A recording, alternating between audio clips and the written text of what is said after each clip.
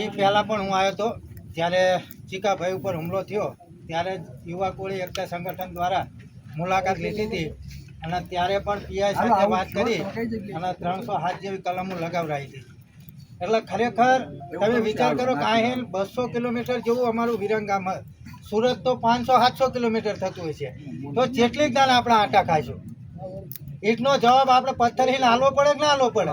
બધા નકા આપણને મારીને જતા રહેશે, ચાલે કે આપણે માર સહન કરીશું. એને એક લિમિટ હોય. આ માર સહન કરવો પડે ને એનું મુખ્ય કારણ જે ચિરાગભાઈએ વાત કરી ને કે આપણો મુખ્યમંત્રી નહીં કે આપણો ગૃહમંત્રી નહીં, ખરેખર એ વાત સાચી છે.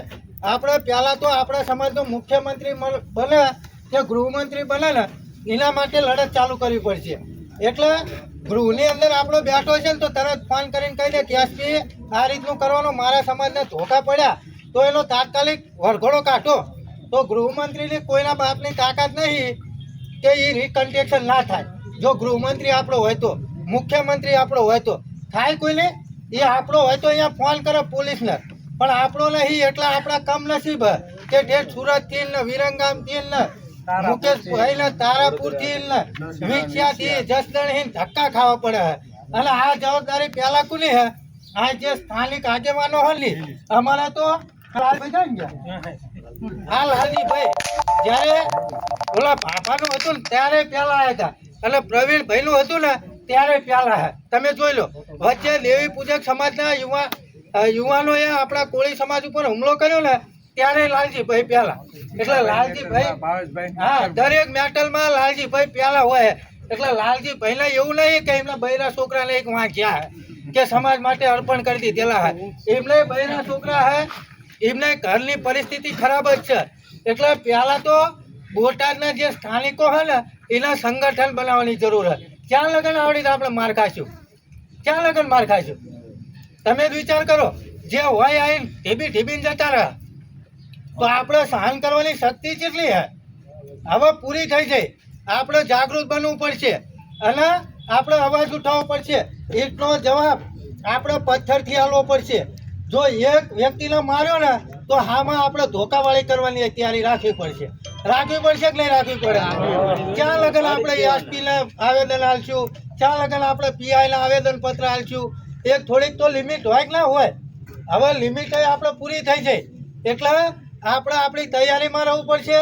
જેમ બગદાણા 200 ગાડીઓનો યુવા કોળી એકતા સંગઠનનો કાફલો ગયો હતો ને એવડી 500 ગાડીઓની જરૂર આવી પડશે ને તો આ યુવા કોળી એકતા સંગઠન તમારા માટે તૈયાર છે. અમે કોઈ રાજકીય પક્ષમાં નથી, અમે જાહેરમાં કહેવી છીએ, અમે માત્ર સામાજિક સંગઠનમાં છીએ અને સમાજ માટે આ સંગઠન હર હંમેશ આગળ આવે છે અને આવવાનું જ છે. જેને જ્યાં ખિલ્લા મારો હોય ત્યાં મારવાની છૂટી છે. પણ એક ચોક્કસથી વાત કહીશ કે અમે ગાડીમાં અત્યારે આવતા હતા ત્યારે અમારી એક વાત થઈ હતી કે મારું હારું આવડો મોટો કોળી સમાજ છે, સૌથી વધારે વસ્તી કોળી સમાજની છે અને એમ છતાં ધોકા કોળી સમાજને ખાવામાં આવે છે. જો કદાચ ધોકાના બદલે જો વધારે નોકરીઓ હાલતા હોત ને તો આપણને કંઈક સારું લાગે ચિરાગભાઈ કે ભાઈ આપણી જેટલી વસ્તી એ પ્રમાણે આપણને નોકરીઓ તો હાલે છે, પણ નોકરીઓ ના હાલતા ઉપર એને ધોકા મારે છે. એટલે ચાર લગન આપણે સહન કરશું. હવે જાગૃત થવાની જરૂર હક નહીં?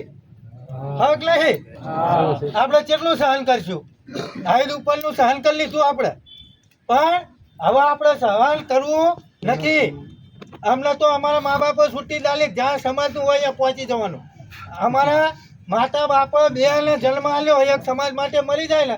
ચિરાગ એ વચ્ચે વાત કરી હતી, હું જાહેરમાં વાત કરું કે એક સમાજ માટે મરી જશે ને તો એક રવાનો હોય, કઈ હરકશોખ નથી. એટલે ટૂંક જ સમયની અંદર આપણે બોટાદની અંદર સમસ્ત કોળી ઠાકોર સમાજનું મહાસંમેલનનું આયોજન થાય એવી આપણે સૌ સાથે મળી અને આયોજન કરવાનું બધા તૈયાર હોય ને તારીખ ટૂંક સમયની અંદર જાહેર કરવામાં આવશે. કારણ કે આ ત્રીજી ઘટના છે બોટાદની અંદર કોળી સમાજને માર ખાવાનો થયો છે. એટલે હવે માર નથી ખાવો, અમે અમારા ઈટનો જવાબ પથ્થરથી આલો છે. કોઈ એક ધોકું મારી જાય ને અમે ગાંધી બાપુ જેવા નહીં. આ જાહેરમાં કહું, ગાંધી બાપુ એવું કહેતા હતા કે કોઈ એક ગાલ મારી જાય ને તો બીજો ગાલ આમ કરો. અમે એવા નહીં, કોઈ એક ગાલો મારે ને તો અમે હામાં બે ગાલો સ્વાટરના રહી. એટલે આવું આપણે તૈયારી કરવી પડશે. એટલે વધારે વાત કરતો નહીં. ટૂંક જ સમયની અંદર બોટાદની અંદર મહાસંમેલન સમસ્ત કોળી અને ઠાકોર સમાજનું કરવાનું થશે. તો બધાએ સાથ અને સહકાર આપજો. જય માન દાદા, જય કોળી સમાજ.